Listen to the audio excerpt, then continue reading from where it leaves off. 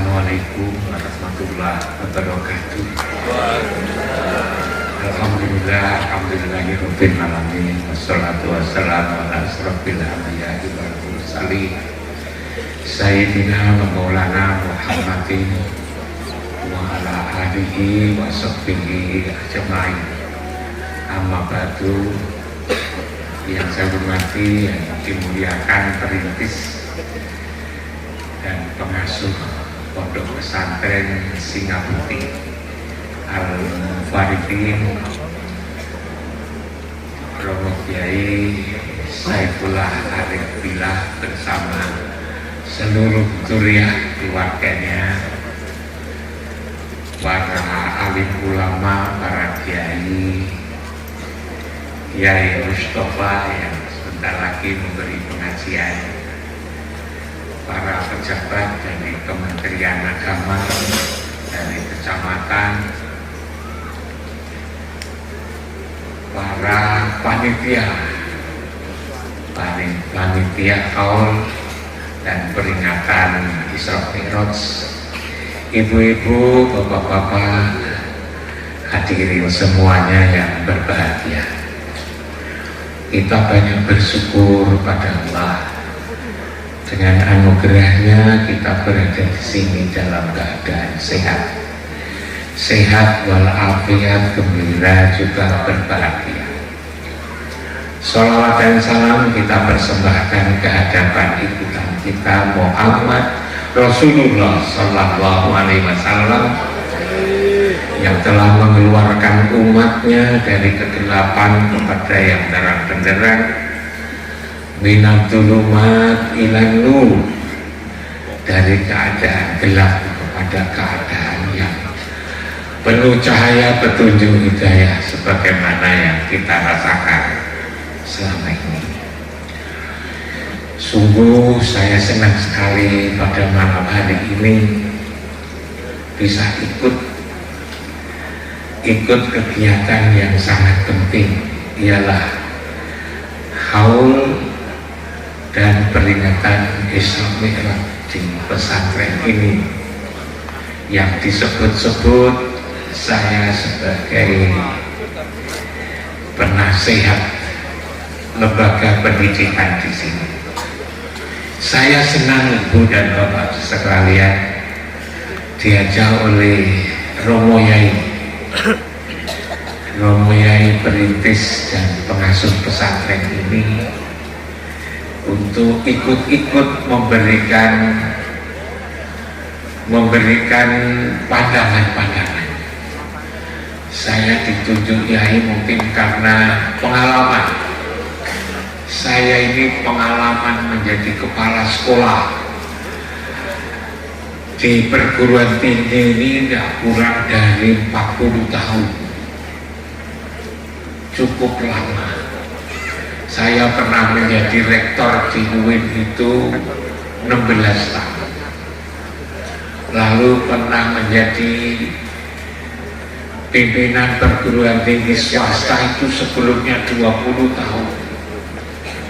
Lalu diajak oleh Prof. Tolka Hasan menjadi pembina Unisma itu sudah 10 tahun. Saya menjadi ketua yayasan pesantren Tebuireng Jombang sampai sekarang ini sudah lebih dari 10 tahun. Diajak oleh Gus Solahuddin Waqid dan juga sampai sekarang masih aktif. Pengalaman-pengalaman itulah yang saya jadikan sebagai modal untuk bersama-sama Yai bagaimana menjadikan pesantren ini semakin maju dan berkembang. Alhamdulillah, baik pesantren salaf maupun modern ini makin tumbuh dan makin dipercaya orang. Bahkan saya ajak duta besar dari Amerika Latin, Pak Priyo Iswanto, itu duta besar di Kolombia. Saya ajak ke sini, dan juga kalau pas di Jakarta ke beberapa waktu yang lalu juga nginep di sini, senang sekali. Kenapa mereka itu senang dengan pesantren ini? Karena kiainya yang juga memimpin para guru-gurunya itu sangat tekun dan sungguh-sungguh serius. Mereka biasanya berkomentar pesantren ini akan cepat menjadi besar karena kesungguhan kiai tidak saja berjuang tetapi juga berkorban, berjuang dan juga berkorban, memberikan contoh termasuk acara ini juga contoh. Kiai mengadakan haul gurunya dan juga orang tuanya. Kita seringkali terlupakan, yang begini terlupakan. Kiai di dalam mendidik ini, tidak saja hanya memberikan petunjuk, tapi juga memberikan contoh. Beginilah caranya. Kita harus menghormat kiai, menghormat orang tua, menghormat sesepuh. Setiap tahun diadakan haul agar para santri-santri yang lulus di sini tadi seperti dikatakan Pak Soleh, jangan sampai melupakan orang tua, jangan sampai melupakan guru, jangan sampai melupakan sesepuh. Kalau di sekolah-sekolah hanya disampaikan lewat lisan, tapi kalau di pesantren ini diberikan contoh oleh kiai. Itu yang pertama. Yang kedua, Isra Mi'raj. Ini penting sekali kita memahami agama ini. Itu lewat Isra Mi'raj ini luar biasa pelajaran yang bisa dipetik. Kisah Isra Mi'raj biasanya yang diceritakan itu adalah oleh Rasulullah ketika sekembali dari Mi'raj, ialah perintah sholat yang semula 50 lalu kemudian diturunkan karena usul supaya diturunkan akhirnya menjadi 5 kali itu. Sebetulnya ada lagi hal-hal penting yang seringkali kelewatan, tidak dibicarakan dalam peringatan Isra Mi'raj ini. Ketika Muhammad Rasulullah itu menghadap kepada Allah, Mi'raj,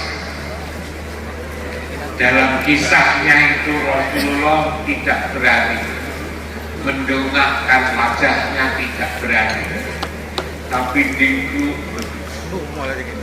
seperti santri-santri pesantren Singaputih Al-Faridin kan tidak berani menangkap wajah kiai, tidak berani. Begitu juga Muhammad Rasulullah tidak berani. Lalu ketika ketemu Allah ditanya, hai Muhammad kekasihku, apa yang kamu inginkan? Engkau ketemu aku ya Muhammad. Rasulullah lalu menjawab,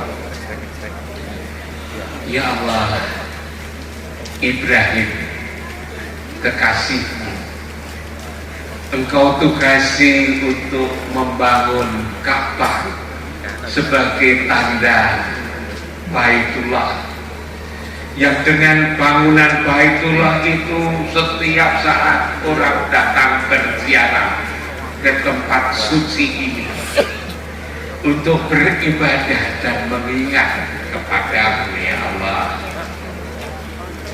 Rasulullah mengatakan begitu. Dengan tugas itu dilaksanakan dengan baik sehingga Ibrahim menjadi kekasihmu ya Allah. Apa jawabannya?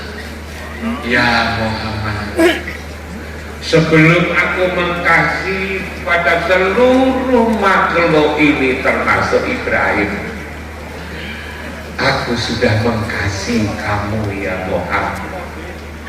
Allah mengatakan sebelum aku mencintai, menyayangi kepada semua makhluk termasuk Ibrahim, aku sudah menyayangi kamu terlebih dahulu ya Muhammad. Lalu lebih dari itu yang kedua, ya Muhammad, aku abadikan namamu. Aku abadikan namamu di setiap awal surat. Di setiap awal surat itu ada alif, lam, mim, ada yasin, ada toha, dan seterusnya. Itu adalah nama-nama lain daripada namamu ya Muhammad. Karena itu seperti misalnya alif lam mim itu adalah nama daripada Muhammad. Yasin, karena itulah di sholawat badan, sholatullah salamullah ala yasin habibillah ala toha rasulillah. Nama-nama yang ada di dalam setiap surat itu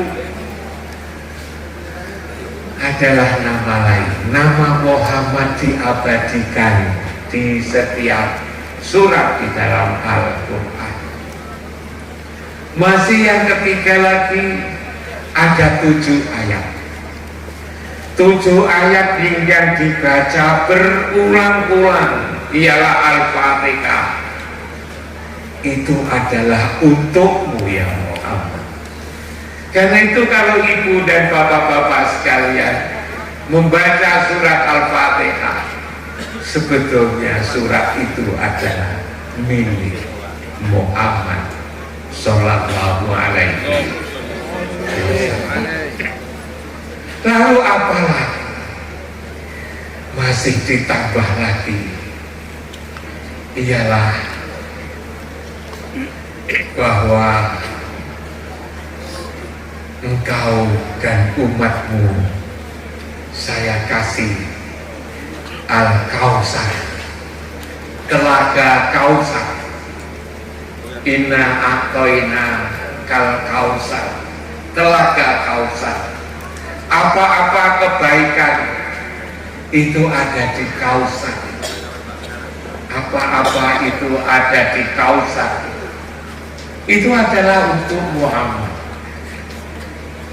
Itulah di bawahnya Masjidil Haram. Di bawahnya Masjidil Haram itu ada telaga sebetulnya, yang airnya tidak pernah habis-habis. Airnya tidak pernah habis-habis. Itulah air Zam-Zam. Itulah air Zam-Zam. Dan beberapa yang lain. Nanti kalau saya teruskan, nanti Pak Mustafa waktunya menjadi kurang. Tapi setelah lalu kemudian satu persatu ditunjukkan dengan dipanggilnya Rasulullah untuk menghadap Allah, ditunjukkan 1, 2, 3 yang itu adalah untuk keuntungan Rasul Muhammad. Lalu kemudian bertanya, ya Allah, itu semuanya adalah untuk saya. Semua yang Allah sebutkan itu adalah untuk saya. Lalu untuk umatku apa ya Allah? Untuk umatku ya apa itu ya Allah?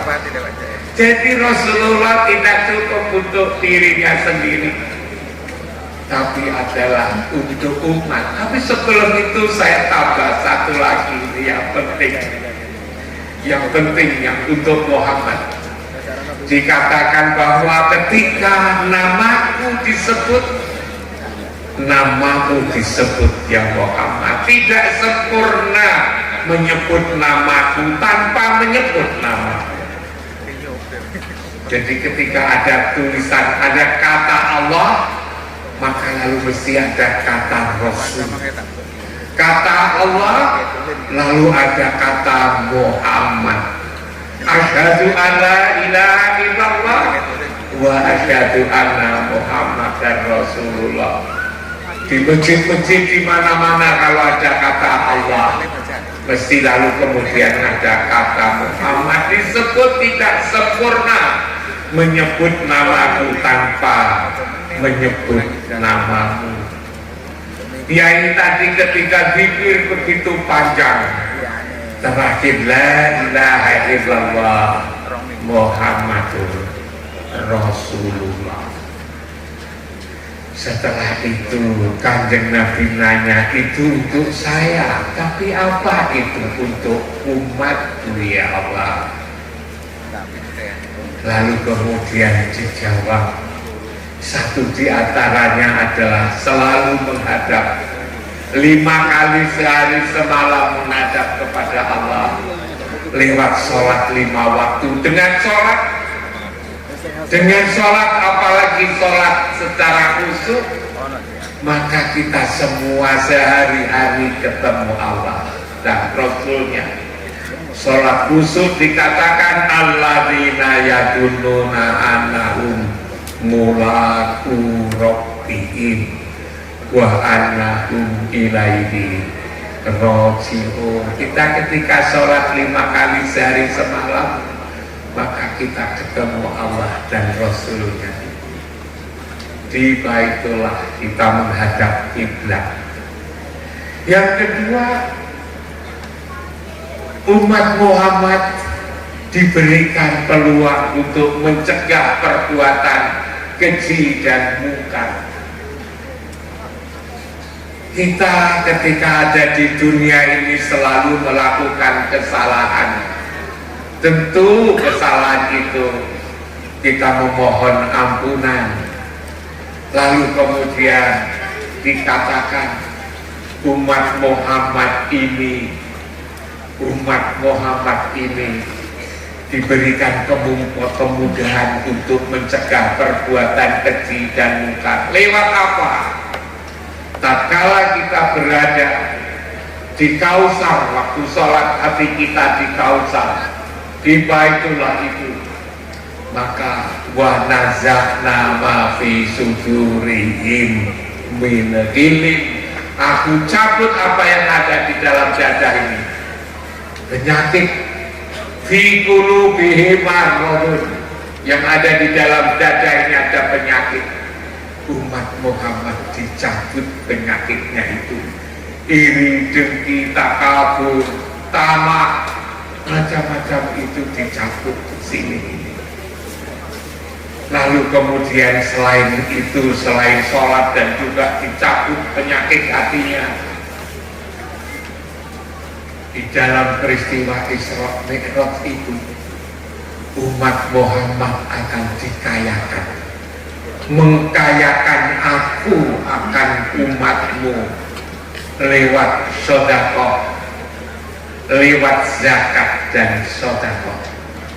Umat Muhammad ini yaitu selalu memberikan contoh untuk selalu zakat dan sedekah. Untuk apa itu sebetulnya? Itu sebetulnya bukan untuk agar menjadi miskin. Sedekah dan zakat ini bukan untuk menjadi miskin, tapi justru sebaliknya akan menjadi kaya, mengkayakan umatmu dengan kewajiban zakat dan sedekah. Orang khawatir kalau zakat dan sedekah itu tambah miskin. Padahal justru sebaliknya, yang sedekah dan zakat itulah sebetulnya pintu agar kita itu menjadi kaya. Lalu kemudian apalagi? Satu di antaranya adalah menjadikan rumahku untuk umatmu, menjadikan rumahku, baiklah itu untuk umatmu beribadah yang tidak menserikatkan aku atau Allah dengan apapun. Itu adalah rumah Allah dijadikan sebagai tempat beribadah. Karena itulah ibu dan bapak sekalian, setiap kali sholat, setiap kali berdoa dianjurkan, diwajibkan untuk merasa berada di rumah. Dan hanya dengan di rumah itulah ibu dan bapak sekalian, itu lalu hati itu menjadi tenang. Kalau saya nyebut itu adalah rumah ruhani. Kita ini punya dua rumah, ialah rumah jasmani, ada rumah ruhani. Saya punya rumah di Malang. Rumah saya di Malang ini adalah rumah jasmani dan harus saya tempati sehari-hari. Kalau rumah saya tidak saya tempati, saya tinggal pergi, apalagi tidak pamit, saya disebut minggat. Orang meninggalkan rumah tidak pamit dalam waktu lama tidak jelas disebut minggat, kan jelek. Disebut menjadi gelandangan, disebut menjadi babung, disebut menjadi liar karena meninggalkan rumah. Dan apa saja yang disebut liar itu membahayakan. Ada anjing liar, ada sapi liar, ada kucing liar, ada apa saja yang liar, apalagi manusia liar. Maka rumah itu harus ditempati agar hati tenang. Nah, kita selain rumah jasmani punya rumah ruhani. Rumah ruhani ini adalah baitullah itu. Disebutkan dalam Al-Quran, inna awwala baiti wudi'a linnas lalladzi bibakata mubarakan wa hudan lil alamin. Itu rumah ruhani. Kapan rumah ruhani ini ditempati? Ketika kita sholat 5 waktu. Jadi kalau ibu-ibu, bapak-bapak setiap 5 kali sehari sholat menghadap ke Baitullah, ke kiblat, maka sekaligus artinya selalu berada di rumah ruhani. Dan kalau orang tidak sholat, maka sama artinya dengan meninggalkan rumah ruhani, menjadi liar, menjadi gelandangan, menjadi bambu secara ruhani. Nah, inilah diajarkan putra putri ibu bapak di pesantren ini, maka agar nanti kelak bukan menjadi orang bambu, baik dari sisi jasmani maupun ruhani. Yang ini semua dalam peringatan Isra Mi'raj ini. Nah, saya memberikan pokok-pokok ini, nanti akan diteruskan tentu dijelentrehkan, diperjelas oleh Bapak Kiai Mustafa dan Kiai Anas Fauzi yang dari Malang, yang sebentar lagi insya Allah akan datang. Beliau ini seorang kepala kampung saya kenal baik, karena itu persis yang dikatakan Pak Soleh, agar yang belum punya pasangan itu segera punya pasangan. Itulah saya tangkap 2 hal, acara kaul dan acara Isra Mi'raj, yang biasanya diterangkan tanya sholat, padahal sebetulnya ada banyak hal dari nilai Isra Mi'raj ini. Itulah ibu dan bapak sekalian, saya senang sekali setiap kali saya diundang ke sini, saya selalu datang Hanya seringkali saya pergi ke luar negeri. Kalau pas saya di rumah ini, setelah COVID ini saya ke Perancis, lalu saya ke Malaysia, lalu 10 hari saya di Melbourne di Australia, lalu kemudian umroh, baru beberapa hari saya pulang. Lalu kemudian juga sudah ada jadwal lagi, yaitu saya ke Toronto, ke Vancouver, lalu ke Roma, itu kan. Nanti kalau oleh-oleh dari saya, studi banding kemana-mana, saya ceritakan pada santri-santri. Kalau kiai selalu mengatakan harus menjadi ulama tingkat dunia, harus menjadi orang kaya tingkat dunia, ilmuwan tingkat dunia, pejabat di tingkat dunia. Maka ketika saya pergi kemana-mana, saya ceritakan, kalau saya saja bisa, saya pergi keliling ke Eropa, saya keliling di Amerika, sampai Amerika Latin, di New Zealand, Selandia Baru, Australia. Saya beberapa kali ke Rusia yang sekarang ini lagi memerlukan sekali mubalik ya. Di Rusia itu dulu tidak boleh beragama, sekarang sudah boleh. Karena itu ketika saya di Rusia, saya berdoa mudah-mudahan santri pesantren Singapura Angku Faridin nanti kelak menjadi kiai, bukan menjadi pesantren di Pesuruan, tapi mendirikan pesantren di Rusia sana, di Amerika Latin sana, di Selandia Baru sana, sehingga ketika nanti ada acara-acara begini, kiai-kiai dari Selandia Baru, kiai dari Amerika Latin, kiai dari Amerika, kiai dari Rusia, lulusan pesantren Singapura Angku Faridin diundang ke sini. Tentu kita akan senang sekali kalau diajak untuk bercita-cita besar seperti itu. Sekali lagi ya, ini saya ikut bersyukur, bergembira, saya senang. Saya ikut berdoa moga-moga para santri ini kelak meraih cita-cita sebagaimana yang dicita-citakan oleh kiai dan semua dunia. Mudah-mudahan para santri ini kelak menjadi kekasih, selalu disayang dan dikasih oleh Allah dan Rasulnya. Assalamualaikum warahmatullahi wabarakatuh.